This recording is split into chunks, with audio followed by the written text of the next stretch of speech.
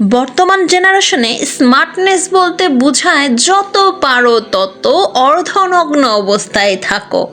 আহারে, মৃত্যু কখন আসবে এটা কেউ বলতে পারে?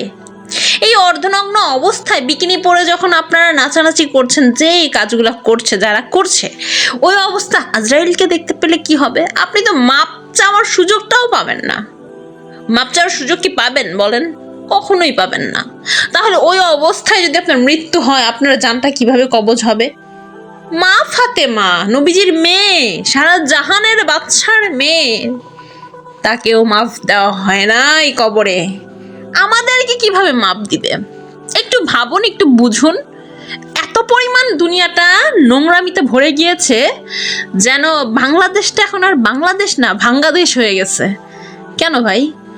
বাংলাদেশকে এখন আপনারা চীন মনে করতেছেন, আমেরিকা মনে করতেছেন, রাশিয়া মনে করতেছেন।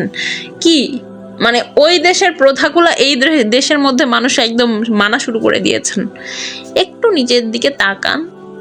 যে মানে মুসলমান হয়ে এই কাজগুলো যারা করে না, মুসলমান হয়েও মানে অন্য ধর্মের মানুষদের মতো চলাফেরা করছেন, আপনারা তো জানেন আইন কানুন, তো আপনারা জানেন যে কিভাবে চলতে হবে, কিভাবে কি করতে হবে। জেনে শুনেও যে পাপগুলো করছেন, এটার জন্য কি হবে জানেন? আপনি নিজে ঠিকভাবে চলেন এবং আর একজনকে ঠিকভাবে চলার জন্য আপনি বারবার বলেন, এতে আল্লাহ আপনারও সওয়াবের খাতা পূর্ণ করবেন।